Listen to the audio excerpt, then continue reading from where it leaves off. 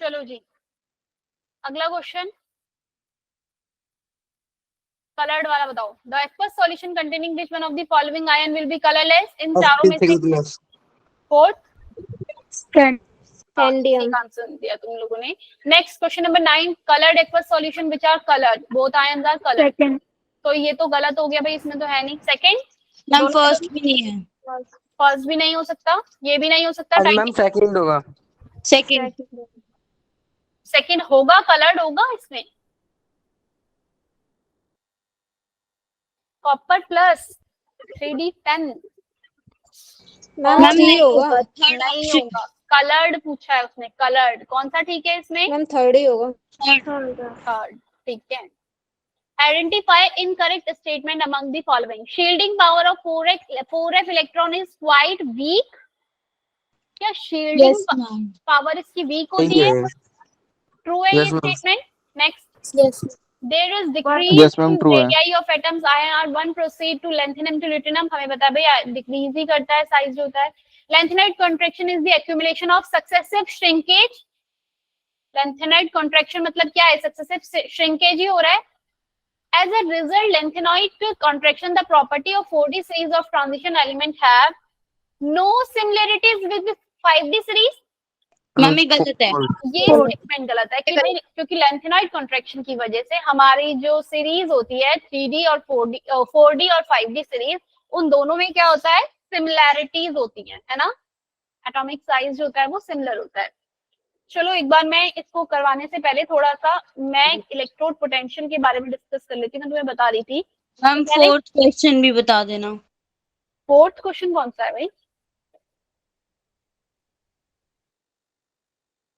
The basic character of transition metal monoxide कौन सा order follow करेगा? Basic oxide. भाई ये क्वेश्चन जो है आपका मैं भी 11th क्लास वाले बच्चों को भी करवा रही थी। आप मुझे बताओ मेटालिक कैरेक्टर क्या होता है जब हम लेफ्ट से राइट जाते हैं? तो मैम घटता है। Ma'am decrease. मेटालिक कैरेक्टर और जो मेटल के ऑक्साइड होते हैं वो बेसिक होते हैं या एसिडिक होते हैं? बेसिक। मैम बेसिक होते हैं। तो बताओ क्या ऑर्डर होगा?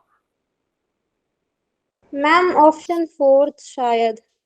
कैसे? नो मैम, ये मैम सेकंड ऑप्शन सही है।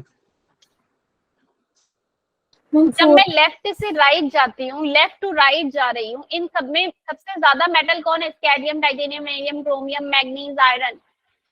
Ma'am fourth one titanium, vanadium, chromium. क्योंकि when we move Yes, left to ma'am. right, metallic character decrease. metallic character decrease ma'am. होने का मतलब कि क्या होना और उसके ऑक्साइड का बेसिक कैरेक्टर क्या होता है भाई? मेटल के ऑक्साइड्स क्या होते हैं? बेसिक होते हैं। ये वाला ज्यादा मेटल है। हो जाएगी। हाँ, अरे मेटल के ऑक्साइड जो होते हैं वो ज्यादा बेसिक होते हैं। तो टाइटेनियम ज्यादा मेटेलिक है तो ज्यादा बेसिक, फिर ये फिर ये। क्लियर है? Yes ma'am. चलो अब मैं क्या बता रही थी इलेक्ट्रोड पोटेंशियल के बारे में। अगेन अब मुझे बीच में मत टोकना, क्योंकि पिछली बार भी मैं देख रही थी अपना लेक्चर में, तुम लोग तो देखते नहीं हो, रिकॉर्डिंग मैडम ही देख लेती है, ठीक है। तो मैं देख रही थी कि एक जगह मैं करवा रही हूँ और करवाते करवाते किसी ने मुझे बोला कि पिछला रिपीट कर दो, और मैं फिर उसके बाद उसे वही छोड़ चुकी हूँ कि कॉपर से H प्लस के साथ जो रिएक्शन होती है H2 और यहाँ कॉपर डिपॉजिट होता है, ऐसे कुछ लिख के रिएक्शन, और इसको फिर मैंने एक्सप्लेन नहीं किया और ये यहीं पे मैंने छोड़ दिए कि हम ये इलेक्ट्रो केमिस्ट्री में हमने पढ़ा था। अच्छा, इलेक्ट्रोकेमिस्ट्री में हम जब पढ़ते हैं कॉपर सल्फेट का एक्वस सॉल्यूशन पढ़ते हैं कि इसकी मैंने इलेक्ट्रोलाइसिस करवाया, तो कैथोड पे क्या डिपॉजिट होता है और एनोड पे क्या डिपॉजिट होता है? मैम कैथोड पे तो कॉपर होता है। कैथोड पे कॉपर। सबको याद है कैथोड पे कॉपर होता है। मैम एनोड पे होता है। एनोड पे क्या होता है? मैम जिंक और कॉपर में तो पता है, जिंक उससे निकल जाता है। हाइड्रोजन के बारे में हमें नहीं पता मैडम, हमने तो क्या पढ़ा है? कॉपर और जिंक के बारे में पढ़ा है।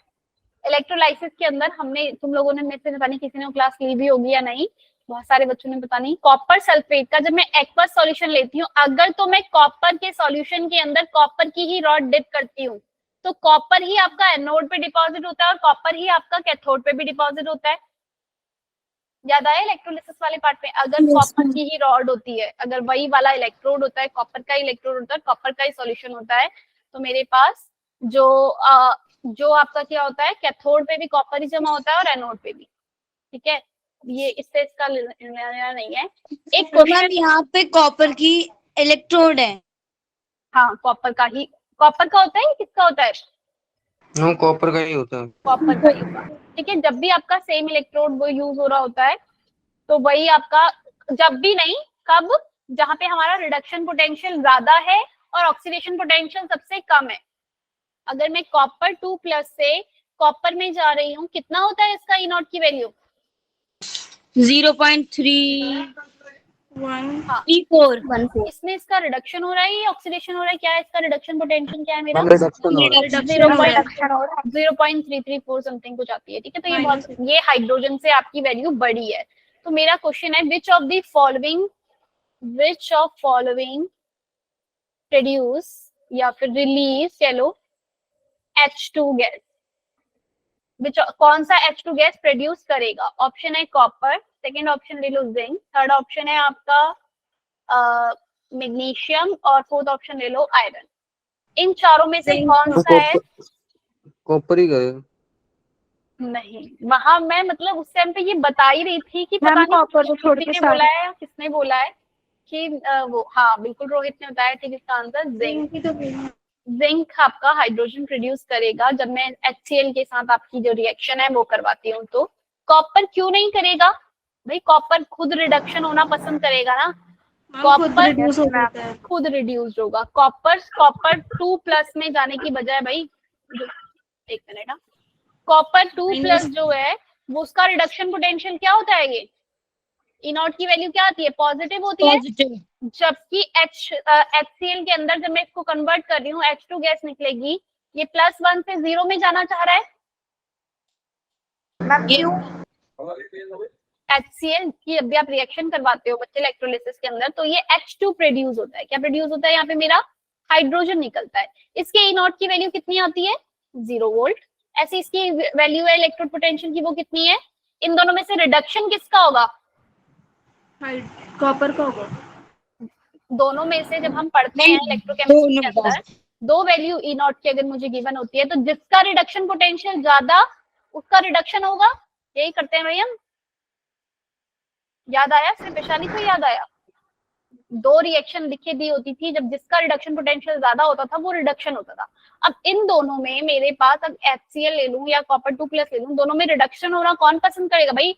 कॉपर 2+ का रिडक्शन हो जाएगा, और क्योंकि ये 0.34 इसकी वैल्यू है, ज्यादा है 0 से, तो ये आपका H2 प्रोड्यूस नहीं करेगा। ये रिएक्शन यहाँ पर इसको डिस्प्लेस नहीं करेगा, यानी कि H2 प्रोड्यूस नहीं होगा।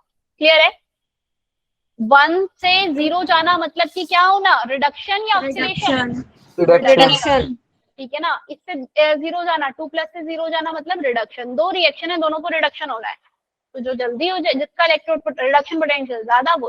तो एक अकेला कॉपर एक ऐसा है मेरे पूरे इसके अंदर जो इलेक्ट्रोकेमिकल वाली चीज बताई थी, जिसमें वैल्यू उसकी पॉजिटिव आती है, इलेक्ट्रोड पोटेंशियल की वैल्यू, जिसकी वजह से वो क्या करता है? HCl या डाइल्यूट HNO3 या H2SO4 के साथ रिएक्शन करके H2 प्रोड्यूस नहीं करता। बाकी सब करते हैं। ठीक है, बाकी सारे के सारे कौन है? जैसे मैग्नीज, सबका इलेक्ट्रोड पोटेंशियल नेगेटिव है। और हमने, अगर तुम लोगों ने बचपन में वो इलेक्ट्रोकेमिकल सीरीज भी याद की होगी ना, बचपन में नहीं मतलब तुम लोगों ने करी होगी, तो जो हाइड्रोजन के ऊपर आते हैं, वो सारे के सारे हाइड्रोजन लिबरेट करेंगे क्योंकि उनका ऑक्सीडेशन होगा। और जो हाइड्रोजन के बाद आते हैं, जैसे कॉपर हो गया, Ag हो गया, मरकरी हो गया, MnO4 वाले, MnO4 नेगेटिव की वैल्यू हो गई, ये सारे के सारे क्या आते हैं? कॉपर से, हाइड्रोजन से नीचे होती है इनकी वैल्यू, मतलब पॉजिटिव होता है रिडक्शन पोटेंशियल। तो ये हाइड्रोजन गैस लिबरेट नहीं करते। अच्छा, अगर यही क्वेश्चन सेम इसमें आता, विच of the following liberate H2 in the acidic and basic medium? दोनों में ही करता है। मैम जिंक, E0 की वैल्यू याद करनी पड़ेगी? अरे नहीं, बस पॉजिटिव होती है, एक ही की तो होती है पॉजिटिव, वही याद रखनी है। भाई जिंक ही है कॉपर जो की। मेरा किसके HCl के साथ भी रिएक्ट करता है। हाँ तो हमने इतनी बार कर लिया ना, इसलिए याद कर लिया हमने। याद है ये हमने करते थे भाई। ये ये कैसा नेचर होता है, ये दोनों के साथ रिएक्ट करता है। एम्फोटेरिक। Zn2+ जो होता है आपका, ओ सॉरी जिंक जो होता है आपका, इन दोनों के साथ रिएक्ट करता है। ZnNa2 जिंक ये बनाता है, प्लस H2 गैस यहाँ पे निकलती है। यही क्या था भाई, एक एल्यूमिनियम की और जिंक की दोनों की रिएक्शन करते हैं, दोनों के दोनों आपके एम्फोटेरिक बिहेवियर के होते हैं, दोनों के साथ रिएक्ट करते हैं, एसिड के साथ भी और बेस के साथ भी। ठीक है, तो ये क्वेश्चन याद रखना। और क्या बता दी थी, इलेक्ट्रोड पोटेंशियल। अच्छा कल एक और क्वेश्चन मैंने तुम लोगों से पूछा था, MnO4 नेगेटिव, या फिर मैं ये कहूँ परमैग्निक एसिड का, ये परमैग्निक एसिड है, इसका क्या पूछा था मैंने, एनहाइड्राइड। मैग्निक एसिड। हाँ भाई तुम तो याद दिलाते नहीं होंगे मैम, हमने होमवर्क किया है, आपने कुछ पूछा था। मैम हमने तो कल ही बता दिया था। क्या था, तुमने वैशाली बिल्कुल गलत बोला था, तुम्हारी मैं वजह से। MnO4 ही तो बोला था। अरे इसका, इसी का तो एनहाइड्राइड बताना है। अरीबा एम्फोटेरिक मतलब वो वाले मेट एलिमेंट जो एसिड और बेस दोनों के साथ रिएक्ट करते हैं, दैट आर एम्फोटेरिक। ठीक है, Okay, ma'am. MnO4 का एनहाइड्राइड बताओ, परमैग्निक एसिड का एनहाइड्राइड। Ma'am MnO4। MnO4. अरे Mn2O7 क्या बोला था, एनहाइड्राइड माने HMnO4 से H2O मॉलिक्यूल निकाल दो, मतलब दो एनहाइड्राइड मतलब इसके दो मॉलिक्यूल में से लेके मैंने H2O निकाल दिया, क्या बचा Mn2O7। ठीक है, हेप्टाक्साइड Okay, ma'am. मैग्नीज। ठीक है, ये हेप्टाक्साइड जो मैग्नीज है, या मैग्नीज ऑक्साइड 7 करके लिखोगे इसे, ये ऑलिव ग्रीन कलर का लिक्विड होता है, ये लिक्विड ग्रीन कलर का एक ऑयली, ऑयली ऑलिव नहीं ऑयली, ठीक है, ऑयली लिक्विड टाइप का ये एजेंट होता है, याद रखना। ये एनहाइड्राइड है किसका, परमैग्निक एसिड का। ठीक है, चलो अब जल्दी से आ जाते हैं एक बात पे, मुझे बताओ कि हमारे पास, चलो कुछ क्वेश्चंस थे ना वो कर लेते हैं। इलेक्ट्रोड पोटेंशियल समझ में आ गया भाई, कॉपर 2+ जो है आपकी रिएक्शन के साथ ये H2 जो है गैस वो रिलीज नहीं करेगा, बाकी सब करते हैं। ठीक है, इतना याद रखना है। क्या मेरा कॉपर I2 एग्जिस्ट करता है, कॉपर I2 एग्जिस्ट करता है, कॉपर I2 याद रखना, कॉपर I2 लिखा है मैंने, क्यों नहीं करता ये exist. Ma'am +2 oxidation state unstable होती है कॉपर। +2 ऑक्सीडेशन स्टेट अनस्टेबल होती है, नो मैम। नहीं, कॉपर 2+ के अंदर तो +1 होती है। स्टेबल होती है, बट ये वाला नहीं करता। ये सब करते हैं, ये क्लोरीन 2 ऐसे ही मिलेगा, कॉपर ब्रोमीन 2 ऐसे ही मिलेगा। मैम ये एग्जिस्ट नहीं करते ना, क्योंकि ये स्टेबल नहीं होते। क्यों नहीं कर रहा भाई, इसमें भी तो +2 है, क्यों नहीं कर रहा, क्योंकि +1 स्टेबल होता है। स्ट्रॉन्ग रिड्यूसिंग एजेंट होते हैं, इनसॉल्युबल होते हैं। आयोडीन जो होता है वो क्या हो जाएगा आपका, ऑक्सीडाइज हो जाएगा। ठीक है, तो ये क्या कर जाएगा, आयोडीन क्या कर देगा, कॉपर 2 I2 में कन्वर्ट हो जाता है और I2 कैसे, क्लियर है। जी क्या मैम. बोला मैंने कि कॉपर जो +2 है वो आयोडीन जो है वो कैसा एजेंट, आयोडाइज के नेगेटिव से किस में कन्वर्ट हो जाएगा, I2 में कन्वर्ट हो जाएगा आपका। ठीक है, और ये बन जाएगा आपका कॉपर प्लस, सिर्फ यही जो है आपका कॉपर +1 वाली ऑक्सीडेशन स्टेट में एग्जिस्ट करता है। क्लियर है, समझ में आ गया भाई। Yes ma'am. चलो, और कोई किसी को कुछ पूछना है, इलेक्ट्रोड। एक और मुझसे किसने विशाल ने पूछा था ये वाली लाइन की, मैग्नीज 3+ में जो कह रहा है, ये क्या कह रहा है कि जो Fe एलिमेंट जो आयरन है, वो कह रहा है कि आयरन जो है इसकी वैल्यू क्या हो रही है, वो शो दी एक्स्ट्रा लो वैल्यू है इसकी 3d5 की वजह से। भाई आप मैग्नीज में आपको इसका ऑर्डर लिखूं तो MA0 की वैल्यू फॉर M3+ से जब किस में कन्वर्ट हो रही है, M2+ में। ठीक है, M3+ से M2+ में जो इलेक्ट्रोड पोटेंशियल की वैल्यू है वो मुझे दी है, टाइटेनियम के लिए से दे रखी है मुझे कितनी, -0.37, फिर -0.26, -0.41, cadmium, titanium, vanadium, chromium. Manganese की है 1.57, उसके बाद क्या आता है, फेरस। आयरन की कितनी है 0.77, और कोबाल्ट की है 1.97। जब मैं लेफ्ट टू राइट जा रही हूँ मेरी जनरली वैल्यू जो है वो बढ़ रही है 3+ से 2+ जाने के लिए प्लस में जा रही है ई नॉट की वैल्यू। लेकिन विशाल वो मुझसे बता रहा है मुझे क्वेश्चन में कि यहाँ पे देखा है 1.57 से एकदम डिक्रीज कर गया आयरन में, 1.57 से ई नॉट की वैल्यू डिक्रीज कर गई आयरन के उसमें। अच्छा ये सारी की सारी इसके 3+ से 2+ जाने की, यानी कि आयरन 3+ से 2+ में कन्वर्ट होने की जो टेंडेंसी है वो कम हो जाएगी, क्योंकि रिडक्शन पोटेंशियल इसका कम हो गया। क्यों कम हो गया भाई? क्योंकि F3+ से F2+ में जो वैल्यू है क्यों गई इसकी, क्यों लो क्यों हो गई ये वैल्यू ई नॉट की वैल्यू? मैम वो स्टेबल से अनस्टेबल जाएगा नहीं। मैम वो स्टेबल है। क्योंकि भाई Fe2+ जो है वो आपका क्या है 3D5 उसकी कॉन्फ़िगरेशन है, ठीक है, तो वो उसको ज्यादा मेहनत नहीं करनी पड़ेगी, वो फटाक से किसमें कन्वर्ट हो जाएगा अपना 3D5 में। क्या हो रहा है इसका यहाँ पे रिडक्शन जो है उसका हो जाएगा, रिडक्शन पोटेंशियल इसलिए इसका कम आया, ठीक है। 3+ से किसमें कन्वर्ट हो गया Fe2+ में, क्योंकि ये 3D5 जो है स्टेबल है। 3D5 अरे नहीं सॉरी 3D5 ये स्टेबल है। ये 3D5 कौन सा है भाई? Fe3+ वाला 3D5 है ना विशाल? 3D5। यस एक तो तुम लोग बिल्कुल ऐसे सुनते रहते हो, मैं इधर लिख दूं उधर लिख दूं, कोई मतलब बोलते नहीं हो तुम लोग, कुछ तो बोला करो। मतलब मैम को कभी कभी आप पूछते हो तभी बोलते हैं। अच्छा मैंने इधर लिख दिया मैम 3D5, पहले बोलने कोई वाले भी थे नहीं बोल फिर रहा, बोला। कोई भी नहीं बोल रहा Fe2+ 3D5 नहीं होता करके, मैम 3D6 होता है भाई? मैम बोला था स्टेबल से अनस्टेबल। अच्छा मैम ने उधर लिखा तो ऐसे बताया करो, ठीक है। हाँ 3D5 Fe ये स्टेबल है, स्टेबल कॉन्फ़िगरेशन है, तो भाई इसके ई नॉट की वैल्यू इसलिए क्या कर गई डिक्रीज हो गई, क्योंकि भाई इसे रिडक्शन नहीं करना था अपना, इसलिए इसमें कम आई। वो बोल रहा है लेकिन वेनेडियम की क्यों कम आई भाई? यहाँ से यहाँ बढ़ रहे थे, बढ़नी चाहिए थी 37 के बाद आगे और बढ़ना चाहिए था, ये नंबर 41 हुआ, ये आगे और कुछ आना चाहिए, डिक्रीज क्यों कर गया? ये वाली वैल्यू क्यों कम हुई है? वो बोल रहा है ये वाली इसलिए कम कर गई क्योंकि वेनेडियम जो है, वेनेडियम 3+ भी क्या है आपका स्कैंडियम टाइटेनियम।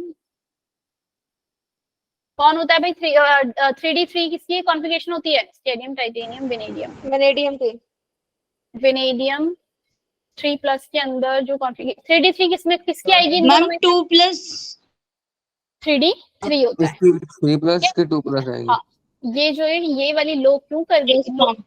मतलब ये डिग्री यहाँ पे कम क्यों दिखा रहा है? क्योंकि ये जो है स्टेबल कॉन्फ़िगरेशन की तरफ अपना मतलब कम नहीं कर रहा है, ये बढ़ रहा है ना, ये माइनस आगे बढ़ गया, मतलब इससे वैल्यू जो है वो भाई कौन बढ़ा है Yes, -0.37 ma'am. 0.26 बढ़ा है ना, तो इसलिए ये वैल्यू यहाँ पर कम दिख रही है, वो ये कह रहा है। समझ में आई बात कि वो 3D3 है वो स्टेबल है इसलिए वहां इसलिए डिक्रीज करा, और यहाँ क्यों डिक्रीज करा? क्योंकि Fe3+ स्टेबल है, ठीक है। क्यों स्टेबल है Fe3+ 3D5 की वजह से। एक दो बातें और आपको जो याद रखनी है वो क्या? V2O5 जब आपका एसिड मीडियम में रिएक्ट करता है तो क्या बनाता है? आपकी बुक के अंदर क्या लिखा हुआ है ये फिर मुझे बताएगा? V2O5 वेनेडियम पेंटाऑक्साइड नेचर कैसा है? एम्फोटेरिक है ये, कैसा है? बेसिक है, एसिडिक है, क्या है ये? एम्फोटेरिक है। एम्फोटेरिक है। अच्छा तो ये मुझे बताओ ये एसिड में क्या से क्या बनाता है? यहाँ पे आपकी बुक के अंदर VO4+ लिखा है ना? Yes ma'am. देखा है किसी ने कि VO4+ एसिड मीडियम एसिड में जब रिएक्ट एसिड के साथ हो रहा है, और V2O5 जब बेस के साथ रिएक्ट कर रहा है तो क्या बनाता है? VO3-।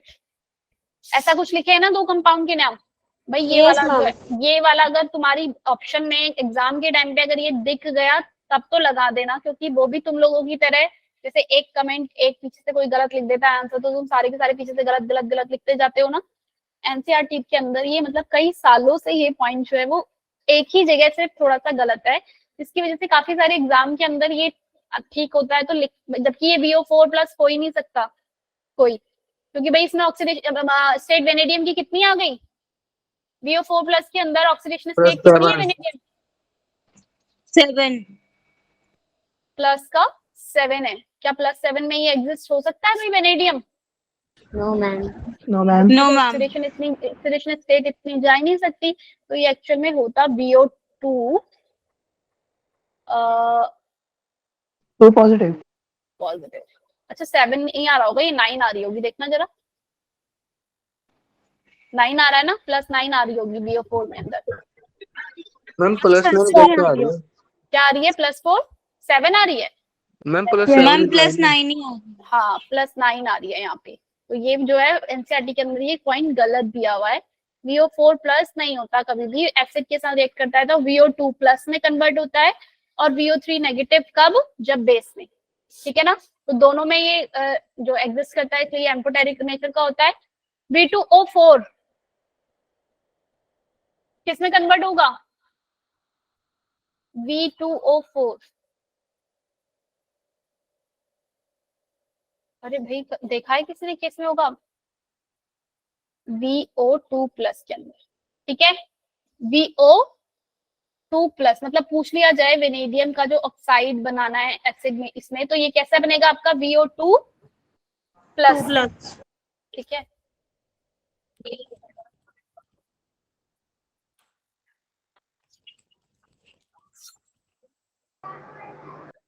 मैम हाँ मैम वहाँ पर जो वेनेडियम ऑक्साइड था वो एसिड के साथ मिलकर VO4+ कैसे बन गया?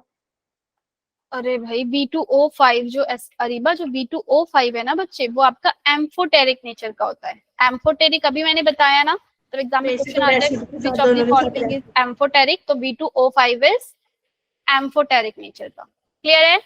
एम्फोटेरिक में क्या हो रहा है? वो एसिड के साथ भी रिएक्ट कर रहा है और किसके साथ रिएक्ट कर रहा है? आपका बेस, दोनों के साथ जो है वो रिएक्ट करता है, ठीक है। जब वो एसिड के साथ रिएक्ट कर रहा है V2O5, तो आपका वो कितने क्या बना रहा है? V2O। VO2+, भाई छुप गया तो तुम्हें पता ही नहीं चल रहा है भाई। VO2+ और बेस के साथ रिएक्ट कर रहा है तो क्या बना रहा है वो? कौन से फॉर्म में? VO3-, ठीक है। चलो भाई आज तुम लोगों मैम V2O5 को एसिड में जब रिएक्ट करवाते हैं तो BO4+ क्यों नहीं लिख सकते? हाँ नहीं, VO4+ तब लिखोगे जो तुम्हारे एग्जाम ऑप्शन में नहीं दिया होगा कुछ और, ठीक है। मतलब यही लिखा होगा ऑप्शन में, 2 ऑप्शन दिख रहे होंगे कि एसिडिक में तो ये VO4+ है और बेस में VO3 नेगेटिव है, तो आप कहोगे कि हाँ, अगर दूसरा कोई ऑप्शन नहीं दिया तो तुम इस पे टिक लगाओगे। Otherwise VO3 negative for base और एसिड के लिए VO2+, ये ठीक है। एक चीज देखी होगी तुमने, ये जब इनके ऑक्साइड में हम लिख रहे हैं ऑक्सीडेशन स्टेट सेम है, V2O4 में भी सेम है, और जो उसका कन्वर्ट होके बना है VO जो इसमें जिस फॉर्म में वो एग्जिस्ट करता है, क्या लिखा था अभी मैंने? VO2+, दोनों VO2+, इसका V2O4 का, दोनों की ऑक्सीडेशन स्टेट कितनी है वेनेडियम की? यहाँ पे +4 है, इसका भी +4 है। चलो अभी क्वेश्चन आएगा तो तब पता चलेगा तुम्हें कैसे देखना है करके। क्वेश्चन बताओ जरा, question number 13, which of the following has the same size? Ma'am titanium. अरे यार मैम इसका थर्ड ऑप्शन होगा। Ma'am third. मैम इसका 4th ऑप्शन है। Ma'am third. No ma'am third सही है। Sorry 3rd। मैम 4 है। मैम थर्ड सही है। अभी मैंने हाफ नियम। मैम थर्ड ही है, वो प्लस में आएगा। थर्ड है ना ऑप्शन इसका, ठीक। Yes ma'am. मैम थर्ड है। सभी एग्री हो गए थर्ड पे? Yes ma'am.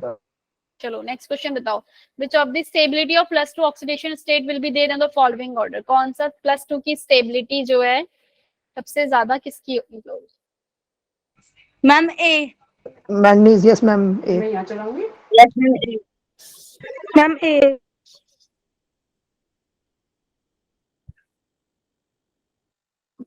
D electron configuration, chromium 2+, magnesium 2+, iron, cobalt, nickel respectively, which one of the following exhibit minimum paramagnetic behavior?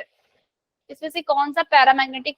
अब आराम से तसल्ली से कमेंट में आंसर करना।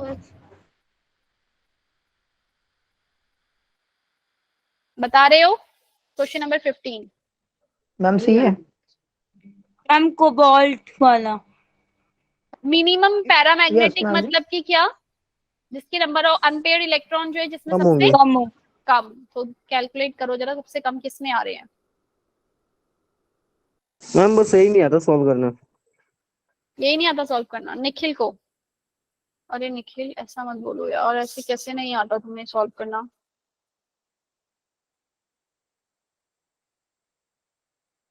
मैम सी है।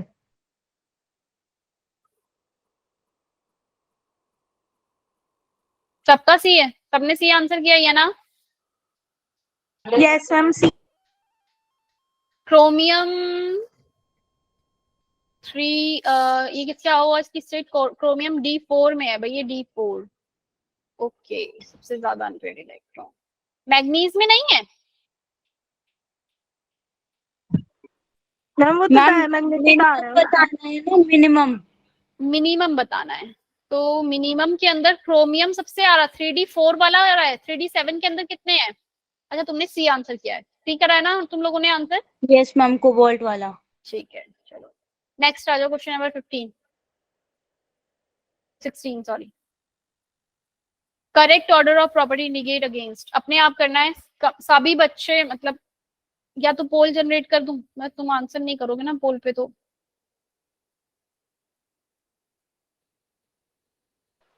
मैम कर देंगे। कौन सा है? Ma'am first. मैम फर्स्ट तो करेक्ट है।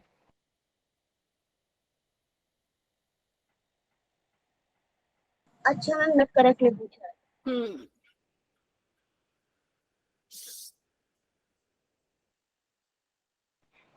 Ma'am fourth.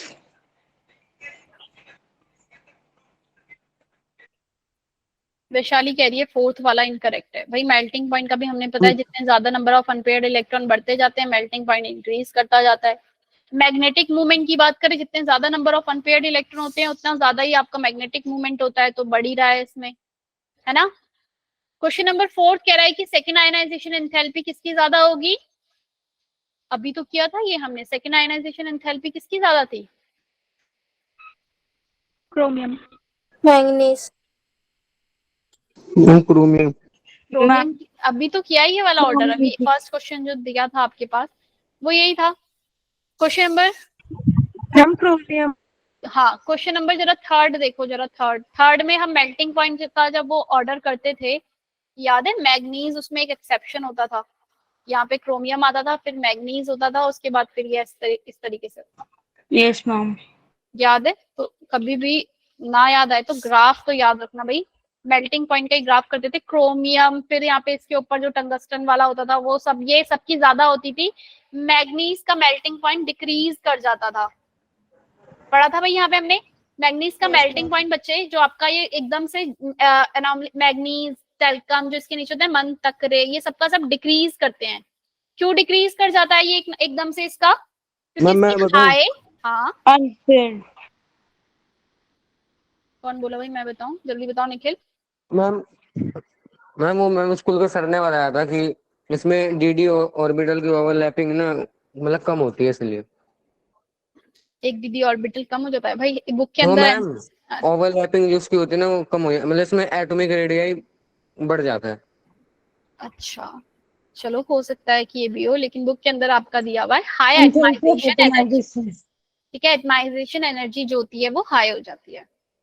ठीक है, तो इसको एटम में कन्वर्ट करना मेरे लिए मुश्किल हो जाता है, तो इसका मेल्टिंग पॉइंट, सर का नाम ले लेता हूँ बच जाऊंगा है। चलो, the which of the catalytic activity transition metal and their compound in mainly due to किसके कारण होते हैं? भाई क्वेश्चन ठीक से नहीं लिखा हुआ। मेनली ड्यू टू किसके कारण होता है? Ma'am ma'am third second. Adopt variable. Variable oxidation state. अच्छा इसके साथ मुझे कॉपर वाला जो क्वेश्चन था वो याद आ गया कि आपके जो कॉपर प्लस अनस्टेबल होता है, कॉपर 2 प्लस ज्यादा स्टेबल क्यों होता है? क्या रीजन था इसका? Hydration energy. Hydration enthalpy. Due to high hydration enthalpy, due to high hydration enthalpy as compared to copper plus. Copper plus. Copper plus से कॉपर 2 प्लस की हाइड्रेशन एंथैल्पी ज्यादा होती है, जिसकी वजह से वो इसको क्या बना देती है, ज्यादा स्टेबल बना देती है। More stable. ठीक है, मोर स्टेबल बना देती है। लेकिन अगर पिछली बार जब मैंने हाई बोला था तो मेरी थोड़ा सा इसके वैशाली बोल रही थी कि मैम लो होती है ना भाई। यहाँ वो क्योंकि एक टर्म नहीं लिखी थी, कंपेयर टू कॉपर प्लस के कंपेरिजन में कॉपर 2 प्लस की ज्यादा होती है, जिसकी वजह से ये ज्यादा स्टेबल बनता है। आपको एग्जाम में जब क्वेश्चन आएगा ऑप्शन में तो ये आंसर देना है। लेकिन जब हम ई नॉट की वैल्यू की बात करते हैं, ई नॉट की वैल्यू इसकी पॉजिटिव क्यों है, तब आपको बताना है कि हाई एटमाइजेशन एंथैल्पी क्या है, high, and low hydration enthalpy. Clear है बात भाई? हाइड्रेशन एंथैल्पी लो है, एटमाइजेशन एंथैल्पी हाई है, इसलिए ई नॉट की वैल्यू क्या आएगी, पॉजिटिव आएगी। क्लियर है? दोनों में डिफरेंस समझ में आ गया? Yes ma'am.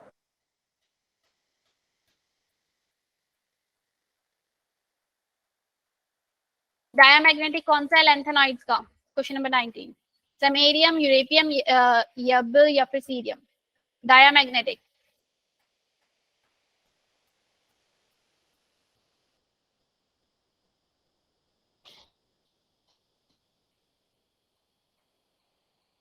कौन सा है भाई? Diamagnetic. EU2 plus. EU2 plus is diamagnetic. Are you sure? EU2 plus आपका डायामैग्नेटिक है भाई? मैम 3 होगा। अरीबा ने इस बार भी बिल्कुल ठीक बताया है। अरीबा ने ही बताया ना। क्वेश्चन थर्ड हमने क्या पढ़ा था भाई? हाँ दीपिका, एफ के जब भी 14 एफ अगर 14 आ गया आपका, एफ अगर आपका कितना आ गया, 0 आ गया, बस यही दो हैं जो आपका डायामैग्नेटिक शो करते हैं। बाकी सारे के सारे आपके कैसा बिहेव करते हैं, पैरामैग्नेटिक। अगर आप YB2 प्लस की कॉन्फ़िगरेशन, भाई याद है किसी को क्या होती थी YB2 प्लस की? सबसे लास्ट में ये आपका होता है ना? मैम आप एक बार डायमैग्नेटिक पैरामैग्नेटिक फेरोमैग्नेटिक का टॉपिक ले दिए थे। पैरामैग्नेटिक वो होते हैं जो मैग्नेटिक फील्ड जब अप्लाई होती है तो उनकी तरफ अट्रैक्ट करते हैं। और ऐसे कौन से होते हैं जो मैग्नेटिक फील्ड जब अप्लाई होगी तो अट्रैक्ट करेगा? जिनके पास अनपेयर्ड इलेक्ट्रॉन होंगे। Paramagnetic. ठीक है, तो मेरे एफ ब्लॉक में जितने भी एलिमेंट है सबके सब 0 और 14 जिनका आ जाए, उसके अलावा जितने भी हैं वो सारे के सारे क्या शो करते हैं आपका, पैरामैग्नेटिक, क्योंकि उन सबके पास अनपेयर्ड इलेक्ट्रॉन होता है। क्लियर है सृष्टि? Yes ma'am. जिनके पास भी अनपेयर्ड इलेक्ट्रॉन वो पैरामैग्नेटिक, जिनकी भी पेयर्ड हो गए वो डायामैग्नेटिक।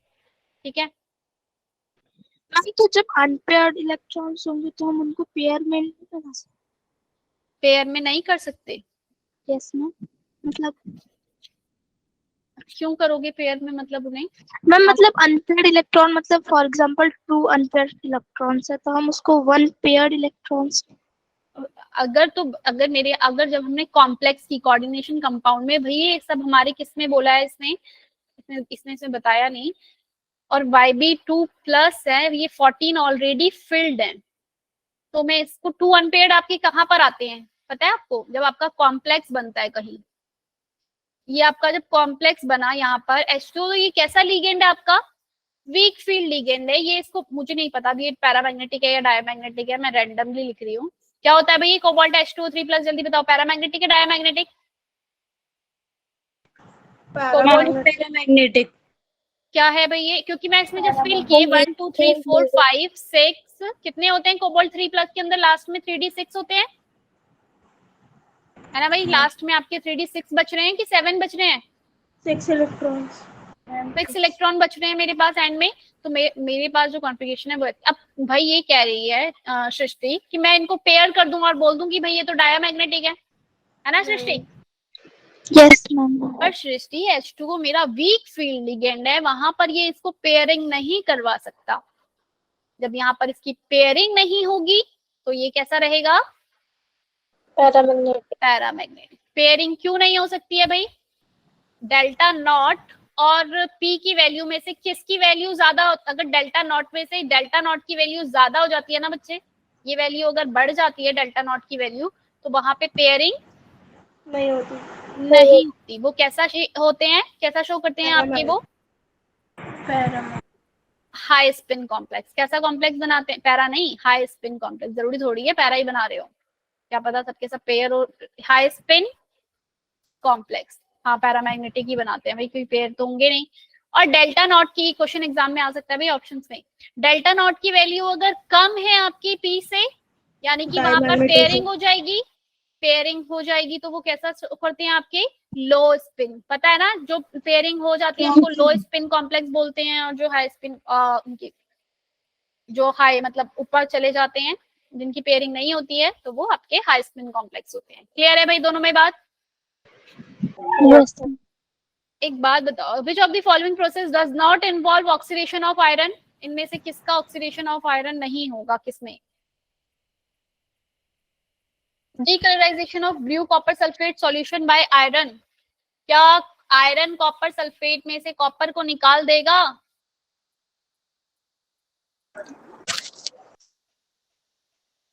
कौन बताएगा भाई? मैम हो सकता है। कॉपर सल्फेट में से क्वेश्चन नंबर कौन सा है भाई? ये 20। नो मैम नहीं निकल पाएगा। क्यों नहीं निकाल पाएगा भाई? मैम ये बोल रहा है कि इसमें से किसका आयरन का ऑक्सीडेशन नहीं होगा, मतलब आयरन में से आयरन का ऑक्साइड किसमें नहीं बनेगा। क्या मेरा ये कोऑर्डिनेटेड कंपाउंड नहीं है FeCO5? इसमें आयरन का ऑक्सीडेशन होगा? नो क्योंकि भाई ये तो मेरा कैसा है, बी ऑप्शन इज करेक्ट, क्योंकि भाई ये कोऑर्डिनेटेड। हाँ सेकंड आंसर, ठीक है। Question number 28। मैम ये क्वेश्चन कैसे हुआ इधर पीछे वाला? एक मिनट बता दी। Question number 28।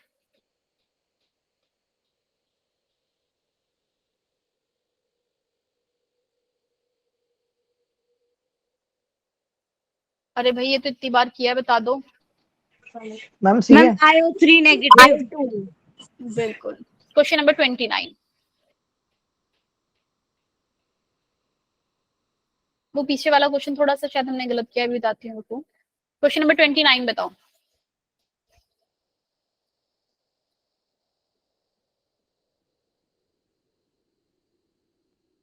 The magnet per magnet ion are tetrahedral due to pi bonding overlap of d orbital of oxygen with d orbital। क्या ऑक्सीजन के पास d ऑर्बिटल होता है? मैम बी ऑप्शन सही होगा। मैम डी ऑप्शन है। कौन सा? Ma'am second D. pi bonding involve p orbital of oxygen and d orbital of manganese। Second option is correct. यही सही है। यस मैम ये वाला सही है। चलो जब very good. Coordination compound chapter complete हो जाएगा तभी ये क्वेश्चंस इजीली हो पाएंगे ना। कौन है ये? कौन है ये महान?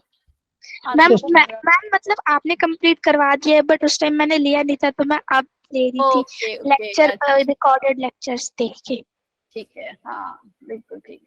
चलो जल्दी से बताओ क्वेश्चन नंबर 22। हाँ क्वेश्चन नंबर 22 में बोल रहा है भाई वैशाली, वो कह रहा है कि विच of the following process does not involve oxidation of iron. इसमें से किस वाले प्रोसेस में मेरे पास आयरन का ऑक्सीडेशन नहीं हो रहा है? कहां पर आयरन का ऑक्सीडेशन नहीं हो रहा है? जब कॉपर सल्फेट की जो रिएक्शन है, मैं वो उसको आयरन के साथ करवाती हूँ। कॉपर सल्फेट की आयरन इलेक्ट्रोकेमिकल सीरीज में ऊपर आता है, कॉपर नीचे आता है ना, ये तो हमें पता है। Yes ma'am. और हमें ये भी पता है मैम भाई आयरन सल्फेट हो जाएगा और कॉपर अलग हो जाएगा। कॉपर अलग कर देता है भाई ये, क्योंकि इसको डिस्प्लेस कर पाता है। तो यहाँ Yes, पे ma'am. ये 0 से ये +2 में कन्वर्ट हो रहा है, यहाँ पे इसका ऑक्सीडेशन हो रहा है ना। Question Yes, ma'am. Question Yes, इसके ma'am. थर्ड ऑप्शन में देखो, liberate of H2 from steam by iron at high temperature. मतलब कि जब मैं आयरन की रिएक्शन करवा रही हूँ स्टीम के साथ, हमें पता है भाई Fe2O3 में कन्वर्ट हो जाता है ना, H2O के साथ रिएक्ट करता है स्टीम के Yes, साथ। मैम। तो यहाँ पे भी इसका ऑक्सीडेशन हो जाता है, Fe2O3 बनाया है ना भाई। Rusting of iron, rusting of iron जब भी होता है आयरन से आयरन ऑक्साइड में कन्वर्ट हो जाता है, तो यहाँ पे भी ऑक्सीडेशन हो रहा है। यस मैम हो रहा है।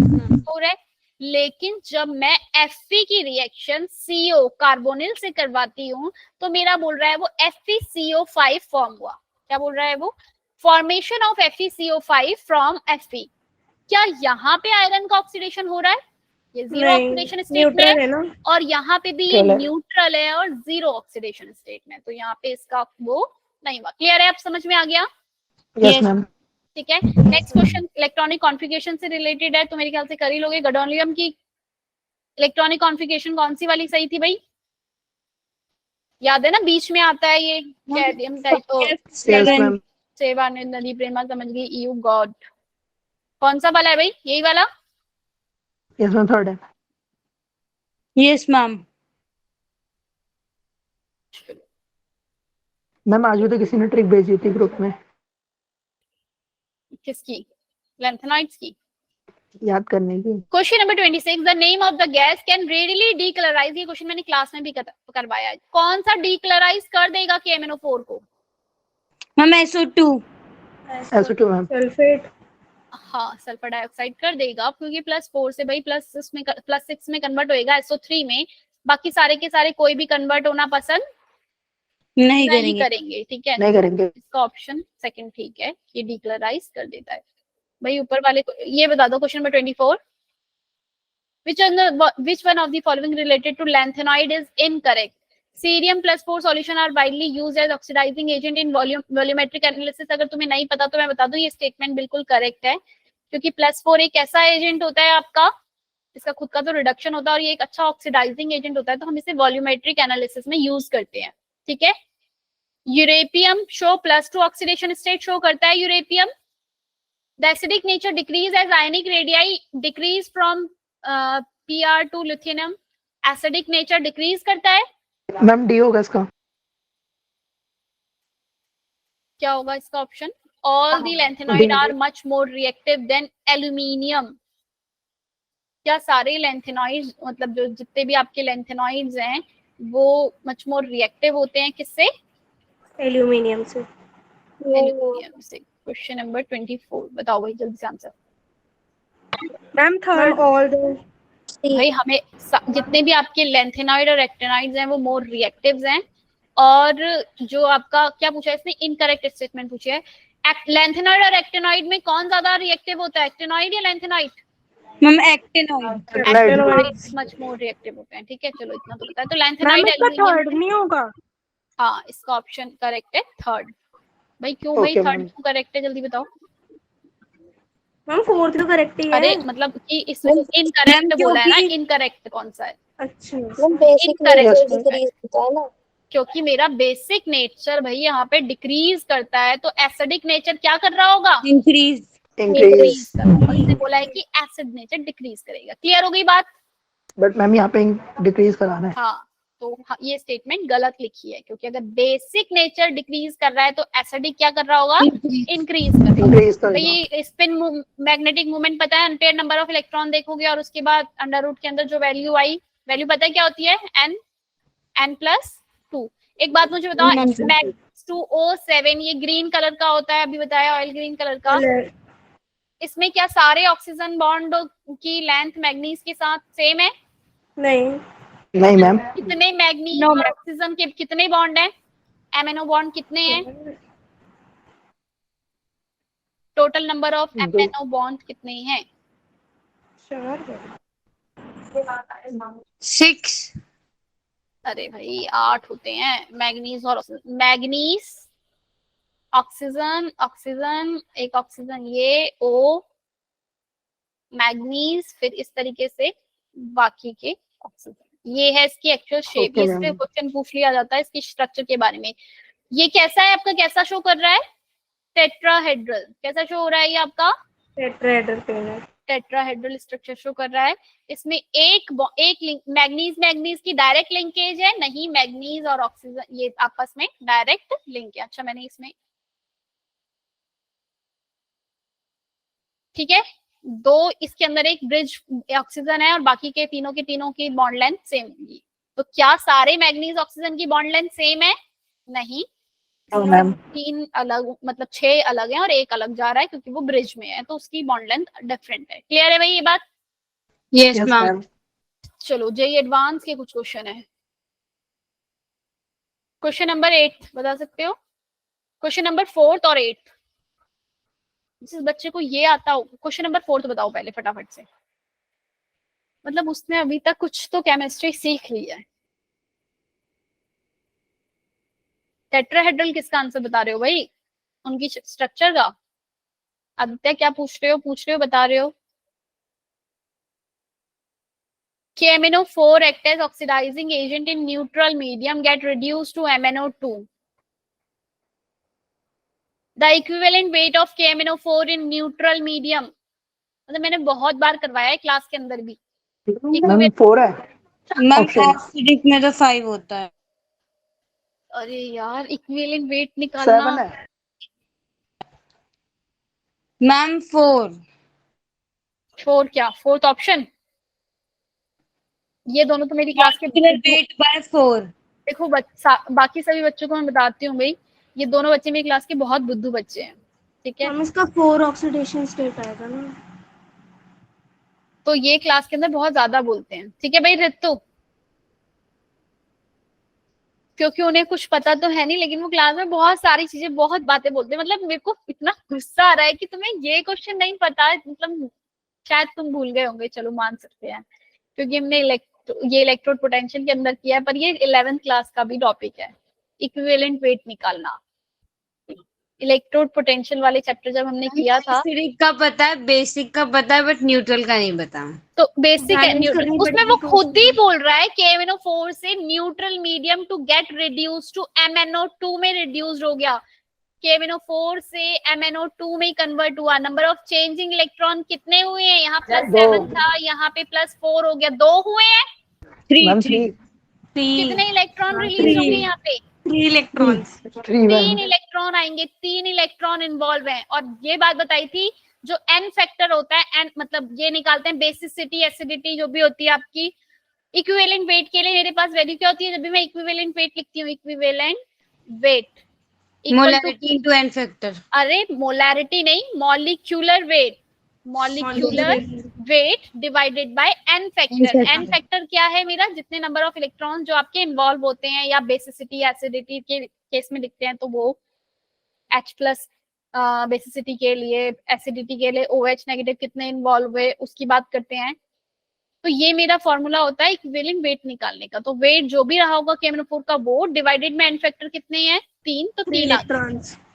3 होगा। ऐसे अगर मैं मुझसे बोलता बेसिक मीडियम में KMNO4 से, एसिडिक मीडियम में KMNO4 नेगेटिव से किसमें कन्वर्ट होता है? मैग्नीज 2+ में। तो वेट तुम उसका आंसर तुमने ना 5 बताया ना कुछ, तुम 7 7 7 क्या सोच के? Ma'am neutral. अच्छा कि तुमने उसे मैग्नीज में कन्वर्ट कर दिया, न्यूट्रल नहीं। चलो अब नेक्स्ट जो है मेरे पास, अब तुमने ये याद रखना, ये 4 फॉर्मूले मॉलिक्यूलर वेट से याद आ गया मेरे को क्या, कि इक्विवेलेंट वेट इक्वल टू आपका क्या है? Molecular weight upon n factor. Molecular और मोलरिटी के साथ क्या रिलेशन है इसका? इनवर्सली है। हाँ, molarity multiply by n equal to n। ये कंफ्यूज मत होना, molecular weight divided by n factor है, लेकिन molarity's multiply by n factor is equal to normality है। बात समझ में आई? अंजलि, अनिकेत, अमन, समझ में आया बच्चे? Yes ma'am. ठीक है। और एक और फॉर्मूला बताओ मुझे, ये किसको क्या बोलते हैं भाई? Molar conductance divided by n gives आपको इक्विवेलेंट कंडक्टेंस। ठीक है, तो ये 3 रिलेशन n फैक्टर के साथ याद रखना। कहीं मोलर कंडक्टेंस निकली हुई है तो इक्विवेलेंट कैसे निकालोगे? अगर और मोलर कंडक्टेंस का फॉर्मूला क्या था? सॉरी, कापा डिवाइडेड में C मल्टीप्लाई बाय 1000। ठीक है, ये था मेरा मोलर कंडक्टेंस। C यहाँ पे कंसंट्रेशन इन मोलैरिटी। अगर ये नॉर्मेलिटी में लिखा हुआ है तो आपका इक्विवेलेंट कंडक्टेंस निकलेगा, या फिर आपने मोलर कंडक्टेंस निकाला, उसको डिवाइड किया किससे? n फैक्टर से, आपके पास क्या आ जाएगी उसकी? Equivalent molarity conductance. Yes molar, अगर मैं कंडक्टिविटी इंक्रीज करती हूँ तो मोलर कंडक्टेंस इंक्रीज करेगी या डिक्रीज करेगी? इंक्रीज ही करेगी। और अगर मैं कंसंट्रेशन इंक्रीज करती हूँ तो क्या होगा? Molar conductance decrease ma'am inversely proportional. हाँ, ये कंडक्टिविटी मींस कापा। और भी कुछ नाम था इसका, कापा को स्पेसिफिक कंडक्टेंस भी बोलते हैं। Yes, ma'am. Yes ma'am. चलो, अब मुझे एक बात बताओ, कॉपर सल्फेट का सॉल्यूशन है, उसमें कौन सा, which colour is absorb, which color is absorbed by copper sulfate H2O, लिखो copper sulfate H2O, which color is absorbed by बताओ कौन सा एब्जॉर्ब करेगा ये, ऑरेंज रेड या फिर आपका ब्लू या आपका ग्रीन, और एक कोई और मैम कलर ले जिस लो। रेड के पास जो होगी वो वाला एब्जॉर्ब करेगा।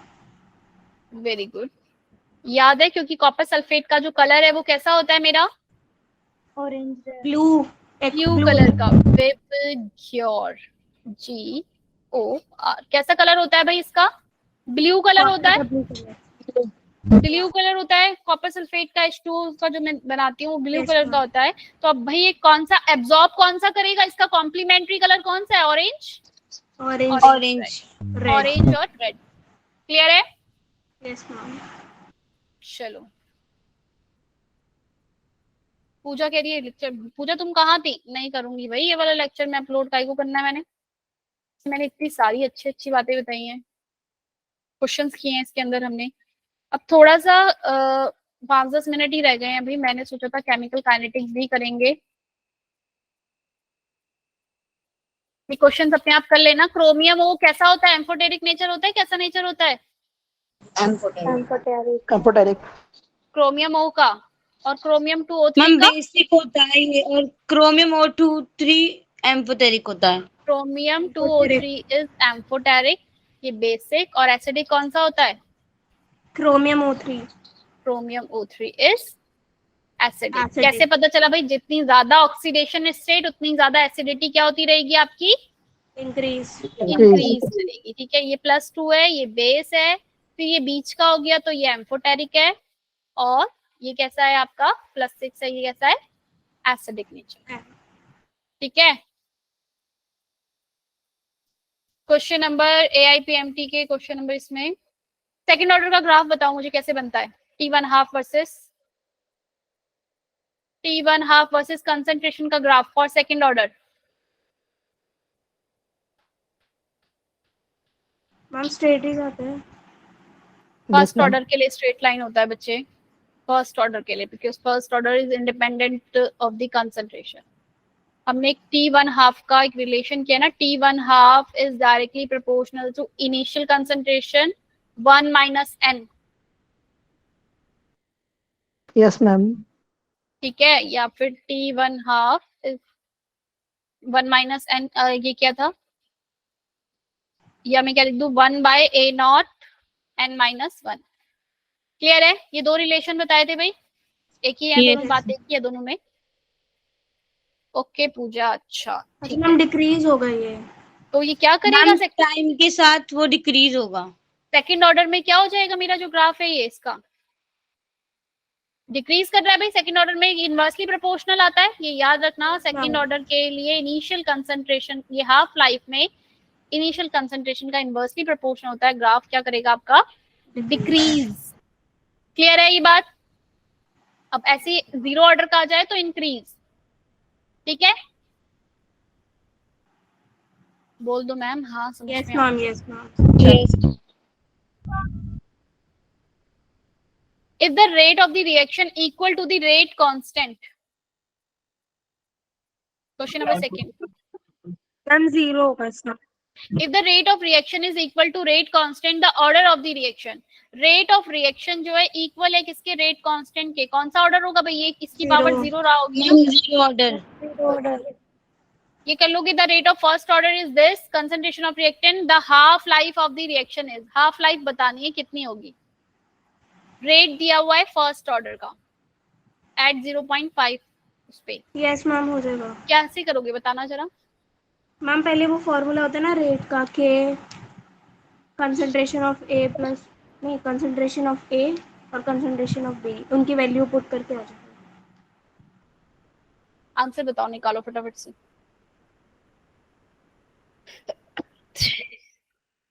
खुशबू, rate of first order reaction is given to you 1.5।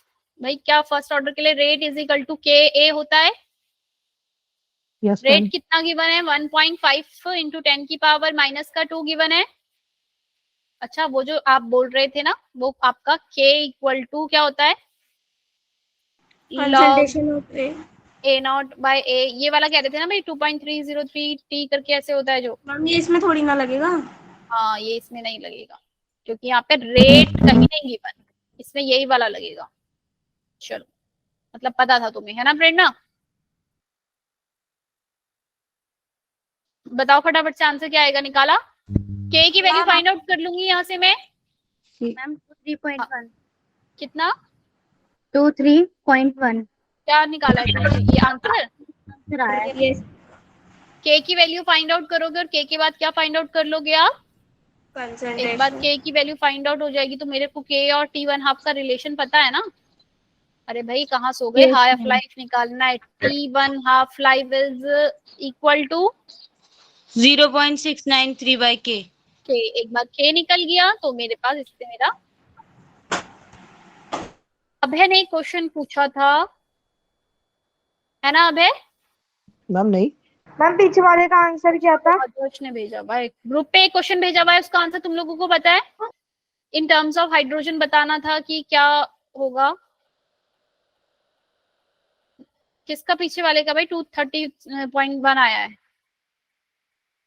Question number 10 और इसके बाद फिर छुट्टी। क्वेश्चन नंबर 10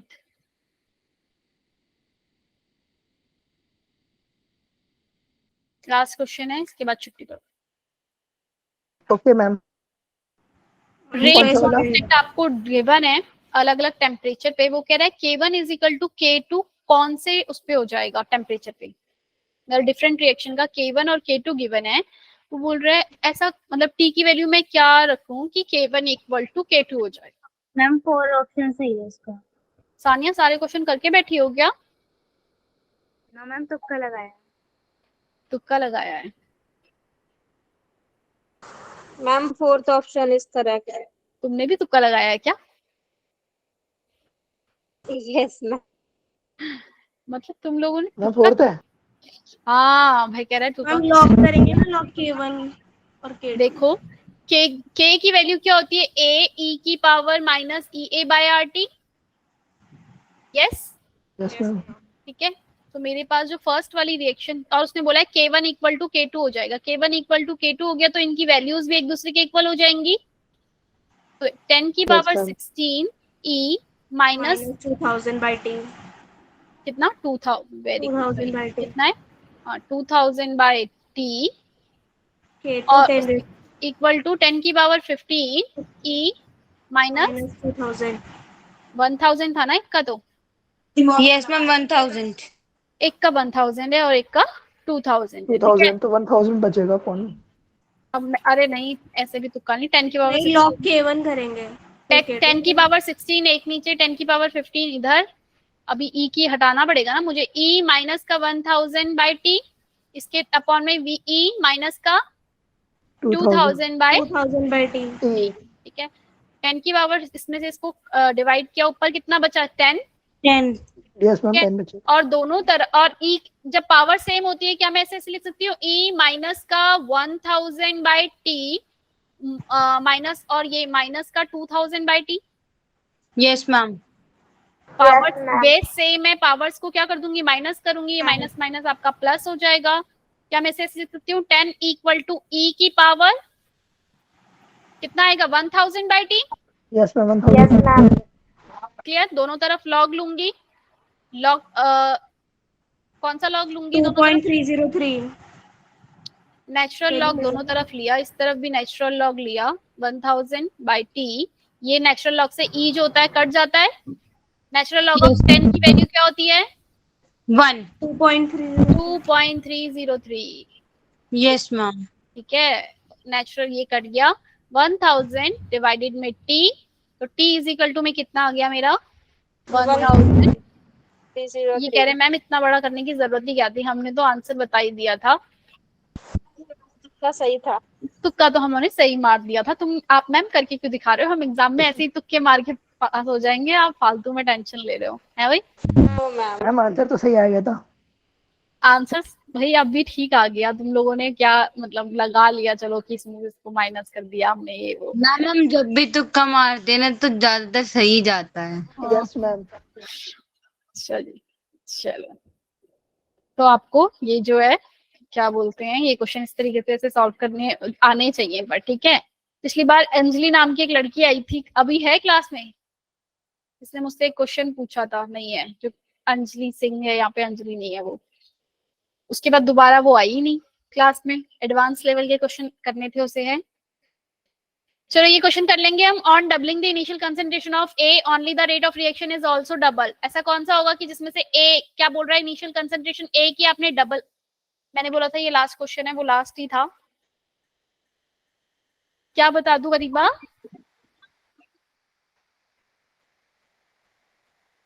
नेचुरल लॉ क्यों किया? क्योंकि किसका माइक ऑन है? मैम क्वेश्चन नंबर बताना, कौन सा बता रही हो? Question number 12 ma'am fourth part. ठीक है इसका। यस मैम फोर्थ कैसे ठीक हो गया भाई? ऑन नेक्स्ट लाइन देखो, on doubling the initial concentration of A and B there is a change by factor of 8 time. क्या मैं इस फोर्थ वाले को दोनों को डबल कर दूंगी तो क्या ये 8 टाइम इंक्रीज कर रहा है? नहीं मैम, बी को डबल करेंगे तो 8 टाइम करेगा। Ma'am B. B Yes, ma'am, वाला, B है। हाँ सेकंड ऑप्शन। जब मैं इसमें ए को भी डबल कर दूं, बी को भी डबल कर दूं और फिर देखूं तो मेरा ये 8 टाइम। क्वेश्चन नंबर ये 2 ठीक होगा। चलो अरीबा, क्योंकि मुझे एंटी लॉग ई की पावर में समथिंग कुछ होता है ना, ये 10 ई की पावर जब मेरे पास ये यहाँ पे है, तो मुझे इस ई को जो है वो हटाना है यहाँ से, तो इसलिए मैं नेचुरल लॉग करती हूँ दोनों तरफ, क्योंकि नेचुरल लॉग और ई दोनों के दोनों ये एक दूसरे के अपोजिट है, मतलब ये नेचुरल लॉग का अपोजिट एंटी लॉग ई से डिनोट करते हैं, तो ये कट गया। इसलिए मैंने यहाँ क्या लिया, नेचुरल लॉग, ताकि मैं वो दोनों कट जाए। ठीक है अरीबा, समझ में आया? अरे जब हम अरीबा समझ में आया? हम एक बार ये लिखते हैं ना, के ए की power E minus E A by R T, इसमें भी तो हम यही करते थे, नेचुरल लॉग लेते थे एल एन ए, फिर प्लस यहाँ माइनस का ई ए बाय आर टी। क्यों किया ये? क्योंकि ई से नेचुरल लॉग कट जाता है, बचता है ये जो नीचे माइनस का ई ए बाय आर टी, ये बच जाता है। ये रिलेशन हमने निकालते हैं ना आर्हेनियस इक्वेशन वाला, तो वहीं से वो किया। चलो आज की क्लास को यहीं पे एंड करते हैं, कल का टेस्ट अच्छे से देना, ठीक है?